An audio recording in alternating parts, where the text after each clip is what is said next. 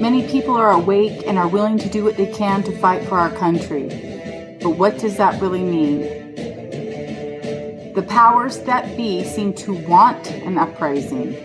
They want violence and revolt so that there is no reason for them not to infringe on our Second Amendment rights. We need to ban assault weapons and high-capacity magazines. If we can't. Our forefathers worked under the guise of nature's law, which gave us protection from our Creator, which was why and how they created our Constitution. The Declaration of Independence was established over years of grievances and violations against the people from the evil of the England crown.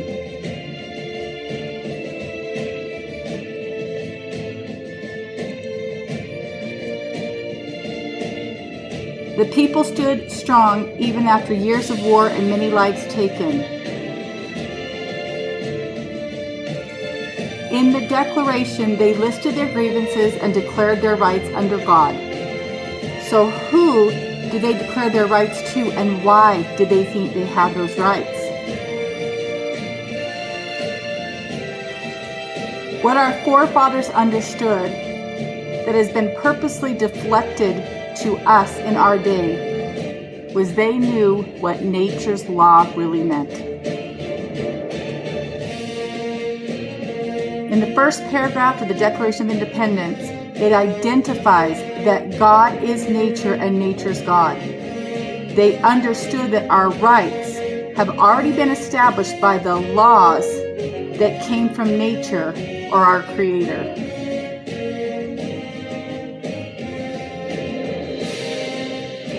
These laws entail all things physical, the laws of physics, the laws of gravity, the laws of motion, and so on. For instance, if you walk off a building, the laws of gravity will naturally pull you to the ground.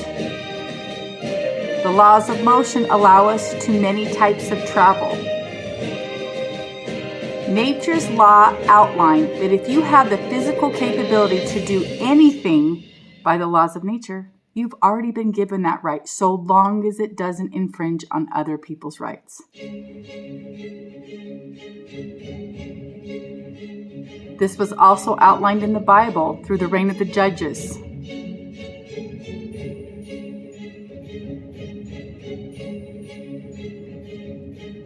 Why are these things important? Well, for one, we've been lied to. You will never hear about nature's law by our politicians or tyrannical leaders. Perhaps natural law, which had been changed through a Greek translation. But this puts nature's law into a form of legal positivism. Why should we care?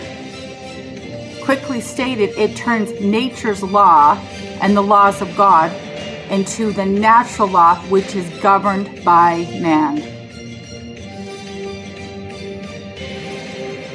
For those who don't believe in God, this simply means your inherent rights as a human being are now being controlled by a government rather than individual or by a collective community as intended by those before us that worked so hard to achieve this. In our current system, they do not even recognize nature's law.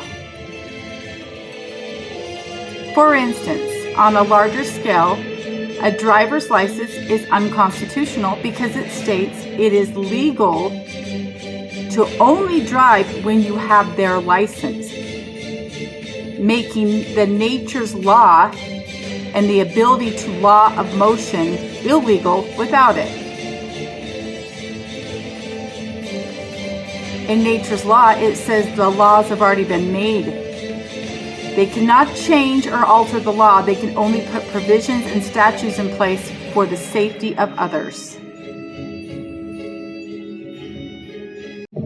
The people in Maui who have lost their homes are unable to go to their own property under the claim of an emergency, which has now passed. Under the guise of nature's law, there is no such thing.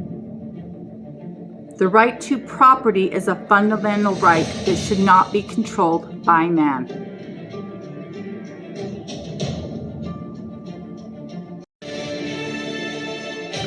It has also been claimed that FEMA has restricted people from food and water in Maui unless they agree to certain things.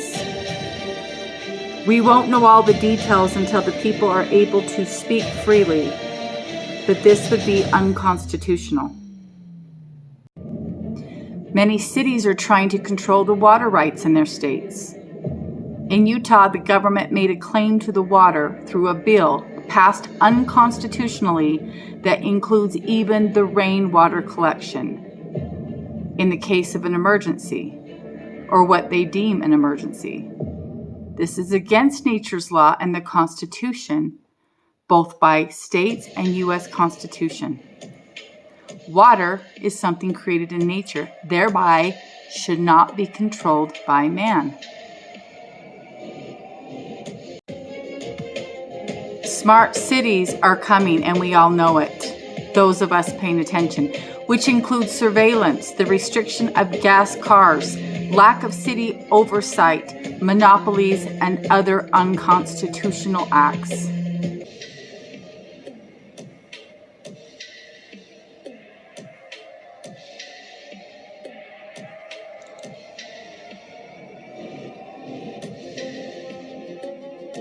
The masks people were forced to wear during the pandemic were against our constitutional rights and evaded any scientific facts or reasonings.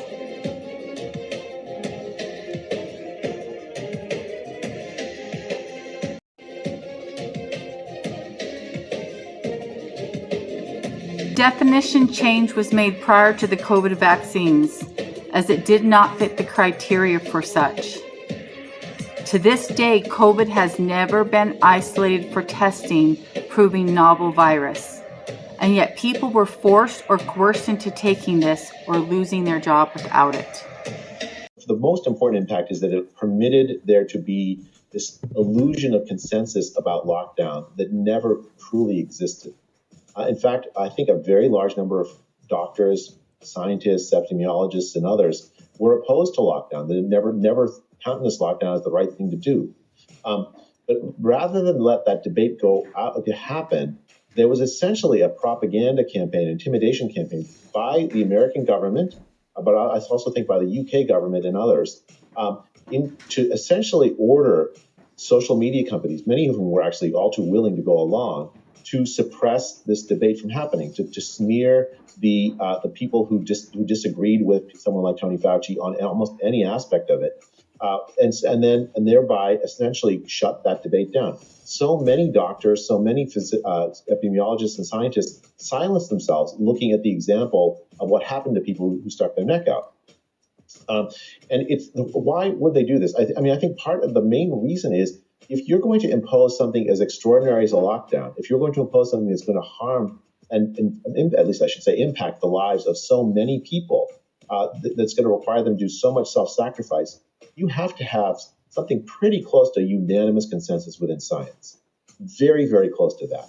If you don't have that, you don't have a moral or ethical basis for asking the public to do that. This not only broke Nuremberg codes, but HIPAA and our constitutional rights. When religious exemptions were asked for, employers were asking what religion people had and wanting them to prove it as a religion. This is against our First Amendment rights.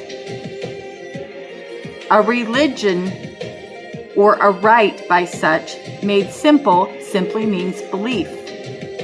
A belief does not have to be proven nor attached to a religion for it to be a belief under nature's law.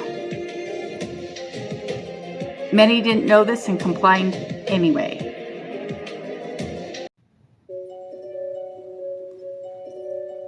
Politicians today openly create havoc, trample on our rights, and commit treasonous acts right in front of our eyes.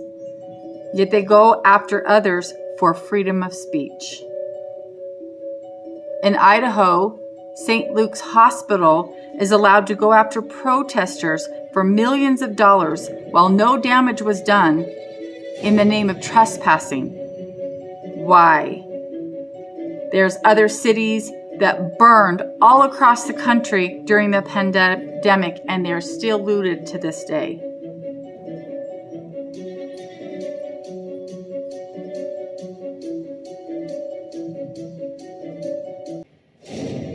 Politicians are constantly saying our democracy as well as mainstream media, when in fact we have never been a democracy, but a constitutional republic. So many lies. We have to start peeling back the layers. Agencies such as FBI, CIA, IRS, CDC, NIH, none of these are backed by Constitution. The government was only allowed 17 things to govern, and these were not it. So what do we do about it? Our world is upside down. We have heard over and over again, there is a plan, and someone else will come and save us. But if you believe in God and read the Bible, you should know that's not how it works. We, as God's children, are required to protect the laws of God. Are we doing that? No one wants to go to war. No one wants to take anything physically. But there are things we can do before that has to happen. Stay tuned for part 2.